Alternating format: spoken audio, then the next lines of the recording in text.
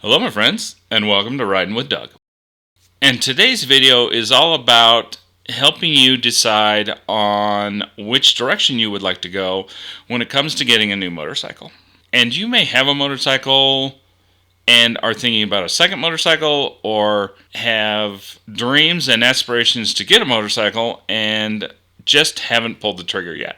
And so I just want to spend a few minutes and give you a couple of things that I think you ought to think about while you're trying to figure out what motorcycle to buy. Because everybody is different, and there are tons of motorcycles out there for your different style of riding. So I just want to touch base. And that being said, that brings us into the number 3. And so number 3 is, I would start with, what type of riding are you intending to do? So there's on-road, there's off-road, there's a mix of dual sport, on-road, off-road riding, is track riding, street riding.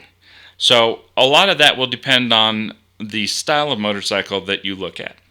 And even with just street riding, there are still 3 or 4 different kinds of motorcycles that you might want to look at. So where you want to start is, what surface do you want to ride on? How long do you think you'll be gone? And how important is comfort to you? And those 3 things kind of break down the first point, which is, what type of riding will you be doing? Personally, I prefer the longer distance rides. And for me, that's changed over time, because originally I started off on cafe style racers, and I had 7 or 8 of those, and I enjoyed those a lot, but I wasn't really going anywhere with them. I mean, I took like a couple of 1,000-mile trips, but on a cafe bike, that's a little iffy. Especially, it takes a special person to run 1,000 miles on a cafe bike, because you have no room to carry stuff. You wear what you have to take, and hopefully you don't need a lot of stuff on the way. So I'm a big fan of, if you're going to take a long distance trip, you need to have some storage options. And don't get ahead of me, because that's on the list too. And this channel is mostly about the bagger lifestyle, and so if you spend any time watching this channel, you'll discover that I'm all about the bagger lifestyle, and I spend a ton of time on the road because I really enjoy the longer trips. Season 1 and Season 2 were both longer trip episodes. Sturgis, which is 800 miles. Phoenix, which is 950 miles. Florida, which is over 2,000 miles. And all of these are from Colorado, my home state. So I love to spend time on the road. I love to see the attractions along the side of the road, and I wouldn't miss any of that. So this channel for me, and maybe for you, is all about the longer rides and the bagger style of motorcycle. Alright, so let's get into number 2. And number 2 is all about, who are you going to ride with? And if you're going to ride in a group, are you going to consistently ride with that group a lot? Are you planning to solo trip a lot of your rides? What you want to do is spend a little bit of time and look at what kind of motorcycles the group as a whole rides. And I'm not telling you to copy and, not buy the motorcycle that you love or the style that you like or this. All I'm asking you to do is to consider the rest of the group when it comes to the majority of your riding. How are those motorcycles set up? Because, for example, if you're just putting 100 or 200 miles on a motorcycle and you buy a big bagger motorcycle, but the group you ride with all the time has sport bikes, then what you're going to discover is the handling and the speed in the sport bikes doesn't match the bagger style of motorcycle that you bought. And I'm not telling you to change the bike just because everybody in your group is different.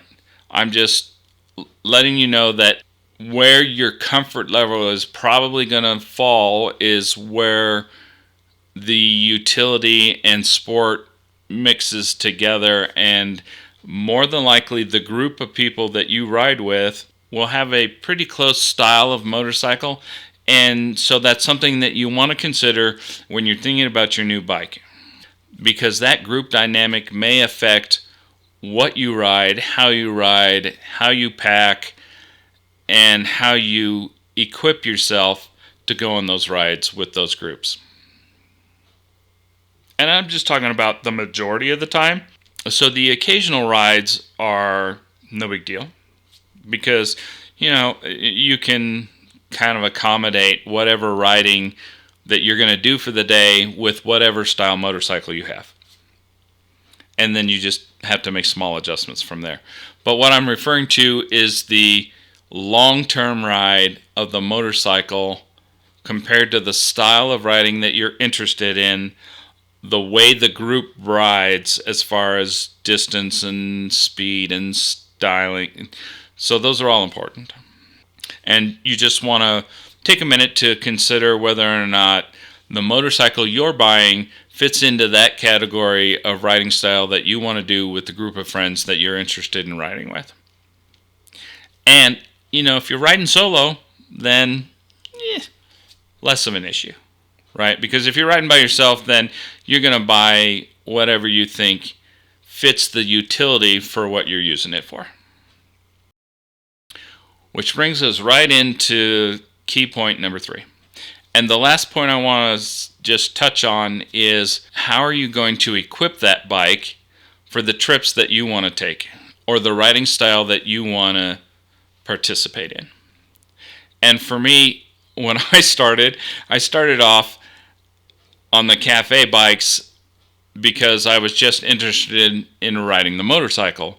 But now that is definitely changed and improved and taken shape over time. And now I'm really only interested in taking the longer trips and getting to enjoy the adventure and the scenery and the camaraderie from taking the longer rides.